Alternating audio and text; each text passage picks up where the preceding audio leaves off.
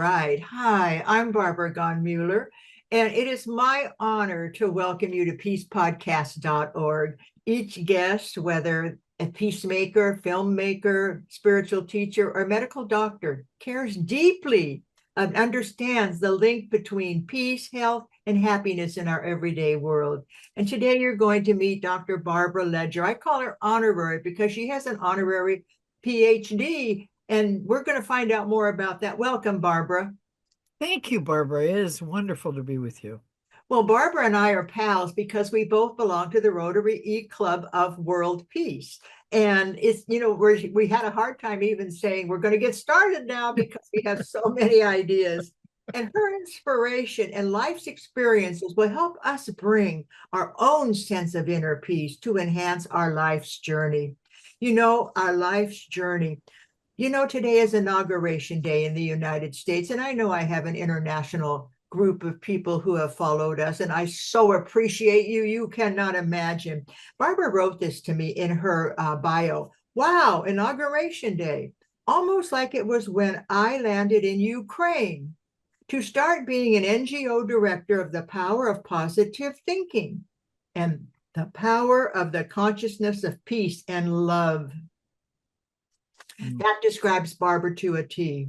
But let me give you a little more background on this woman. Barbara Ledger, Dr. Barbara Ledger, calls herself a peaceivist and focuses on what peace is, what it does, and how it works, and how to use it.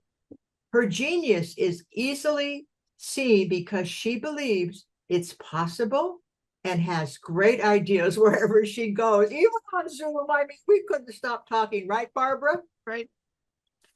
She has an honorary doctorate, as I called her, Dr. Barbara Ledger, in consciousness studies, a lifelong entrepreneur. She emerged as a leader by owning domestic and international consulting companies. And on 9/11, 2001, she moved to the Ukraine to open an NGO to contribute to the economic development and to create educational programs for adults in growing consciousness of mindful use of the choice and the development of the possibility of mindset to create peace and freedom. She's got a bio that's as long as the Encyclopedia Britannica because she's done so much in her short life. She has shifted her focus now to public schools in Ukraine, and she has a project called the Understanding Peace Project, UPP, providing life-changing curriculum with wider benefits for the educational community. I welcome you, Barbara. Thank you so much. This has been 40 more years in coming since I first met you. Oh my, I know it's amazing, isn't it? You said you gave me three fabulous questions, and I'm going to put us on speaker view because I want them all to see you. And I'm going to start with the very first question, which is, what is the essence of the story that got you to be a leader of a successful special focus educational resource on peace, and how it got to be such in great demand in the Ukraine? Tell us about that. Well, the essence is that I always sort of live on the skinny branch, on the end of the skinny branch. I've always been curious and daring and stretching out of the box. And the beginning of my life, that always felt like I was not okay, that I was different than everyone else. And, I didn't have that bestie in high school. I was busy looking at everything. So I've always been there. One day, after I had a very serious injury and was in bed, not able to walk for 6 months, Mm. my son came into my room. He was 9, and he said, "Am I going to live long enough to go to college, or is the war going to kill us before then?" Wow. This was during the Cold War and the nuclear scare and the whole thing with the Soviet Union. And I realized that we were unconscious as adults. We were talking about fearful things, worries. We were just impregnating these children with these thoughts of war and danger and fear. And I realized that my son had actually internalized all that and was planning his life around that event, the inevitable war. And I realized, oh my gosh, if I'm not part of the solution, I'm part of the problem. I remember having that thought.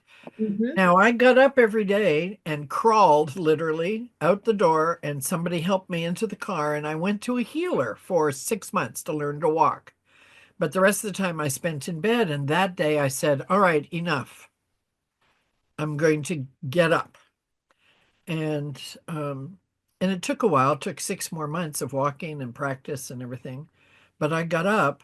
I went back to school. I started Students Against Nuclear Energy. I got involved in the solution, only to realize that whatever you're against gets bigger.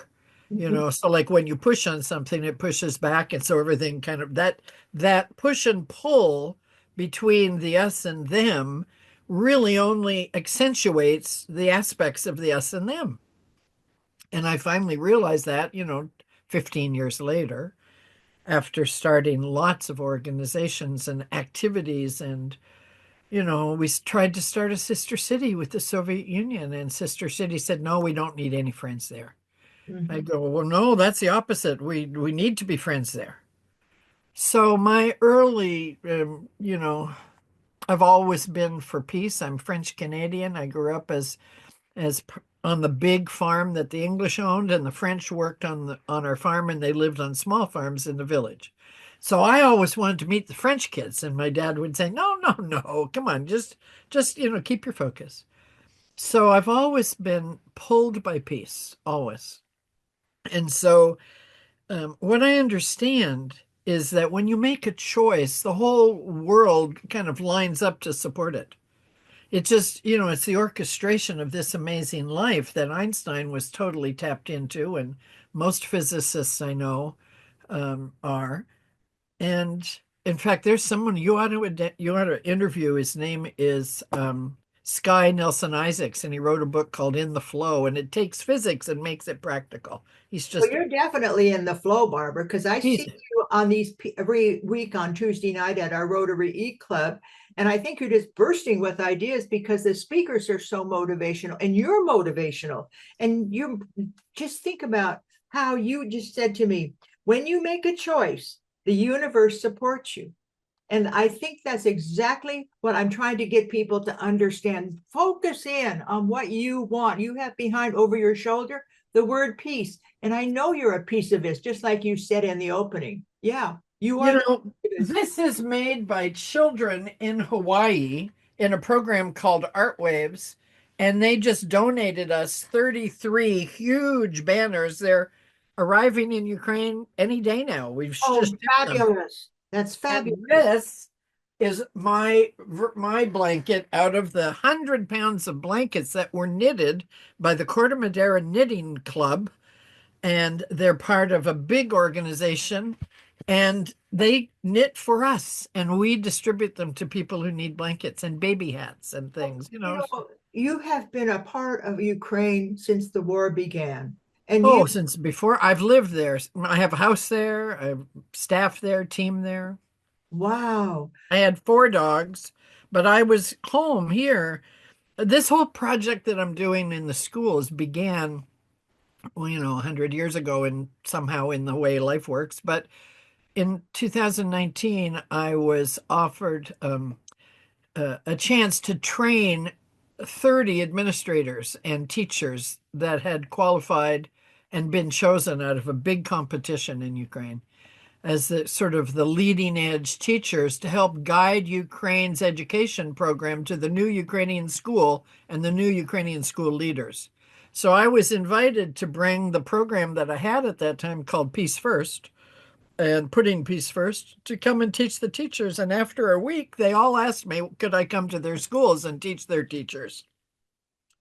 And so I was all set to do that. So I came home for my annual visit to my kids and grandkids, and then COVID hit. Oh my. I never got it, but I took care of a lot of people that did. Wow. And so then I was ready to go again, and then the invasion happened. So I haven't been to Ukraine. I have a house sitter there. And then the house sitter of 7 years, she died.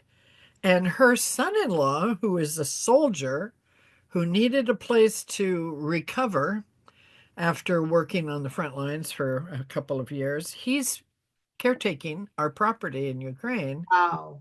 and it's healing him and it's healing the property. So that's how it works, you know. It's like Oh, life comes yeah. as you are ready for it. When you're ready and you're focused, everything works. I'm so pleased to hear that story because I know that home means a lot to you. And the fact that this soldier is so like the circle is complete now. Yeah. He's healing. You went there to heal and now he's healing. That's so perfect. Is there something that you struggle with to be at peace in your own life and your own work? And I'm going to give you the answer. Yes, you try to do too much. Well, yeah, there's that. I've always been like this. You know, I was raised on a farm. My family ancestors were loyalists who left America in wagon trains, 7 families, and traveled for many years and broke ground where I grew up. And I lived in one of the first 7 houses. Wow. And so we didn't have electricity when I was a kid, and we didn't have running water, and we didn't have, any of those things. But we Well, I'm didn't. old enough to not have had all of that. So I am. how did peace enter into this, into your life's work? What was it that in this humble beginning that brought you to peace? And what do you struggle with? Well, the gypsies and the French Canadian men who lived in the village were our farm workers. We Mhm. had a 200-acre apple farm.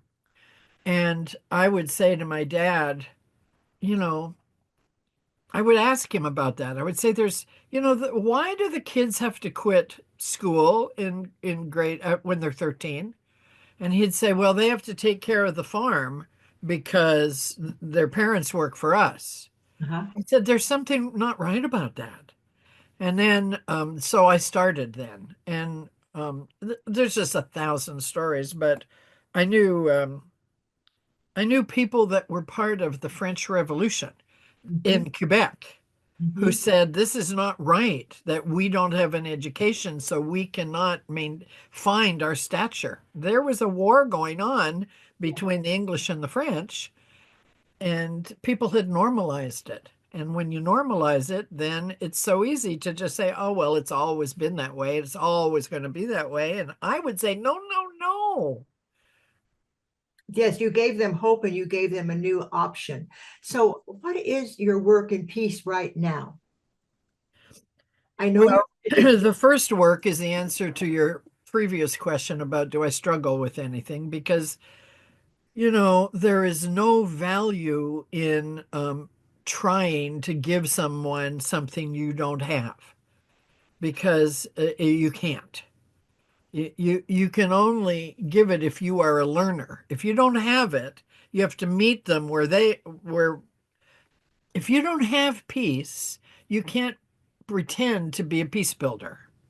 You can't pretend to be a peaceivist because it'll show up all around you, the lack of it. And so when we affirm something like, I'm a peaceivist, that is a daring invitation for anything unlike peace that lives inside my heart or mind to show up to show me how that gets in the way of me being a peaceful person. So, do I struggle? Yes, I do struggle. Throughout the ages of my life, which have had almost 8 major ages, I have, and I've healed, and not completely, but I'm in process, the desire to be right all the time. The desire to do everything. I want to live for 1,000 years because there's so much to do. I love my life. I love my life. and you And love it's being a peace activist. And so put those two together, and you are right here with your magic wand. Let's suppose you have a magic wand. What would you give to the world right now from your life's experiences, which really is our only teacher, our life's experiences? I love that question. And someone asked me that a few months ago, and I did not hesitate. I said, everyone in the world would know how to put peace first. Mm. Bec when we put peace first, when we know how to calm ourselves so that our mind is not filled with judgment and hatred and expectation is my current hurdle. Mhm. Um, when we're not filled with the war in our head, by I'm not good enough or I'm better than them or why do they take it from us? And any contribution to the us and them world creates war. And so when we have that in our head and our heart, then we can't be at peace. Mhm. So anything unlike peace in our life, when we become what we call lots of different things, people call it peace builders or, I think peace is our operating system. I don't think we have to build it. I think we have to tap into it. We're born in that with that operating system. That's right. And we have to use it, which is why I say that peace is like, what is it and how does it work? But how do you use it? You have to use peace to have peace. Uh-huh. And if you're not entirely in order in your mind, the first step is to breathe Hmm. and remember who you are. Remember that we're all connected. There's a quote that I put in my New Year's message, and on New Year's I felt the whole world. I literally felt the whole world standing on a threshold in a way I've never felt before. And that threshold was this world will be who we want it to be. Who are we that will create? What will we create? And I felt the whole world going, do we have the chutzpah to do this right? So that, war is not, peace is not the absence of war. War is the absence of peace. Do we have the courage to say to ourselves, I want peace, but I'm judging my neighbor. I have to take care of that. So in Ukraine, what we do in the public schools is we bring these simple, simple truths that say, if you want to be happy, you've got to treat people nicely and you've got to let them treat you nicely. If you want love, you have to be loving. If you want, joy, you've got to look for it. And so this program that we do in Ukraine is life-changing. And the biggest thing that's happening is the surprise to me. And that is that the teachers and the students are meeting each other on common ground because it's new to everyone. And I've been doing this 5 years almost. And they have been learning what does peace mean. And it's not like peace in the world, although it'll lead to it. It starts with personal peace. And personal peace is our job, our responsibility. And so now we have over 17,000 students have graduated from our program. Wow, 17,000 students have That's the beginning. That is the beginning. We're graduated. working on a project that if we do it in alignment with what's possible, we will reach every single one of the 3.5 million students in Ukraine because 350,000 teachers are the funnel, and we're on track to meet those teachers because the teachers want this. In order for us to live peace, we have to be peace. And in order for Ukraine to feel peace, they have to go through your education program because you enable them to understand peace in a way that maybe isn't what they're experiencing on a Right. daily basis. That's right. That's That's right. really- And peace can be a very hard word in Ukraine. There's a lot of people in our Rotary Club that were told, no, you can't talk about peace here because we will think that you want us to go and capitulate to Russia. And they will never do that. They No, will never that's do not that. right, is it, Barbara? It's a No, it is not. conversation that you want. That conversation. That's why I wrote the book Revolutionary Conversations, because every book can lead you to a conversation that can bring peace. But what's the first step in my book? Stop. Stop. Where are you right now? I want to hear from you. And that's why I'm so glad you're here. You're listening to Dr. Barbara Ledger. I know that you are as excited as she is about the peace our planet could experience if we all get together and focus on peace. Right, Barbara? Yes, and there's really simple steps. The first sign of any distress of any kind, stop and take a breath and let your automatic nervous system, just your automatic nervous system settle down, and you will realize that this is where your work is. So breathe, trust your body, it knows how to breathe. So stop fighting out there and in here and in here and just, who do I want to be? Well, I was just about, oh, I don't want to be like that. I'm going to trust my body and I'm going to give thanks that I've made this choice because this choice guides my life. I choose Wow. to be a peaceful person. This choice guides my life. You're listening to Barbara Ledger. In order for us to create the world where we all thrive with each other and Mother Nature, we have to learn how to be the peace in our family, friends, in our world, and the peace our world needs. The peace for which we live long lives in our own being. And I hope it becomes available to you as you listen to our over 150 podcasts. Barbara, you've been just an absolute miracle maker today. I'm sure people who listen to you will be feeling that energy that you bring to peace. And we need to be energized. Some people say, be still and be peaceful. No, be quiet, but pay attention to your body. And I almost want to shout about peace. Oh, Peace. me too. Yes. I would like to say that if people want to learn more about what we're doing in Ukraine, we have an outdated website that is just about to be updated, and that's goldenpathofpeace.org.